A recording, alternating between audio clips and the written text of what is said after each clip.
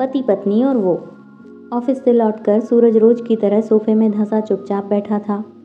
नीतू पानी लेकर आई और उससे इस तरह चुपचाप बैठा देखकर बगल में बैठते हुए सौम्यता से बोली, क्या बात है, कुछ दिनों से परेशान दिख रहे हैं आप। पूछती हूँ तो टाल देते हैं। प्लीज़ बताइए, शायद मैं कुछ मदद कर सकूँ। हालांकि नीतू को उम्मीद कम थी कि सूरज कुछ बताएगा, फिर भी उसने उसकी हथेली अपने हथेलियों में रखते हुए कहा, कह देने से मन हल्का हो जाता है, तो प्लीज़ बताइए। इस बार सूरज ने नीतू की ओर देखा, गहरी सांस ली और हल्के से बोला, तुम कहती हो कि तुम मेरी खुशी के लिए कुछ भी कर सकती हो। आंखों में प्रश्न भाव लिए वह नीतू के चेहरे पर नजरें गड़ाए बैठा था।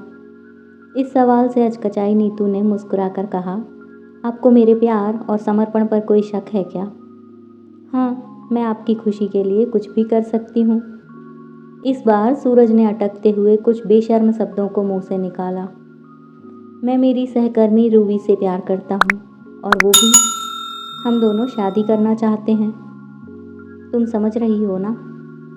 बात पूरी होने तक नीतू सूरज का हाथ छोड़ चुकी थी। आंखें डबडबा रही थीं और रक्तचाप गिरने की वजह से शरीर कांप रहा था। वो उठी और अपने कमरे में बंद हो गई। ये क्या हुआ? आखिर क्यों? इतना प्रेम और समर्पण, फिर भी ऐसी नियति। ये वही सूरज है जो उसके जॉब करने की बात पर बोला था कि तुम्हें मर्दों के साथ रहने का ज़्यादा शौक है। और उच्च शिक्षित नीतू ने अपनी महत्वाकांक्षाओं को तिलांजलि देकर घर को और सूरज के जीवन को संवारने में खुद को खुशी खुशी व्यस्त कर लिया था। और आज नीतू की आंखें रो रो कर सूज गई थीं। किंग कर्तव्य विमूढ़ नीतू का दिमाग शून्य हो चुका था। नीतू ने ब्लेड उठाई और कलाई पर रखा ही था कि उसे नन्हे दीपू का ख्याल आ गया, जो वहीं गहरी नींद में सो रहा था। एक पल में होता हुआ हादसा बच गया। नीतू ने अगले ही पल दरवाज़ा खोला।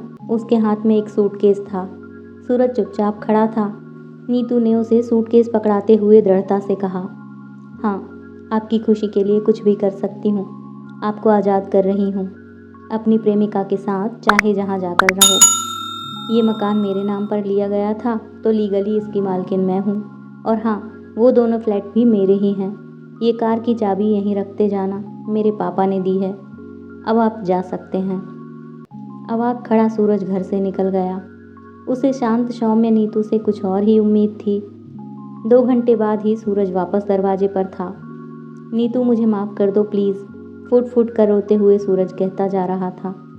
वो रूबी मौका परस्त निकली।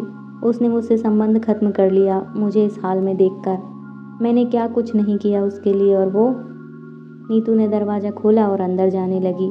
पीछे पीछे सूरज माफ़ी मांगते हुए अंदर आ गया। माफ़ कर दो ना मुझे, मैं भटक गया था। मौका परस्त तो तुम भी हो सूरज, पर मैं तुम्हारे जैसी नहीं हूँ।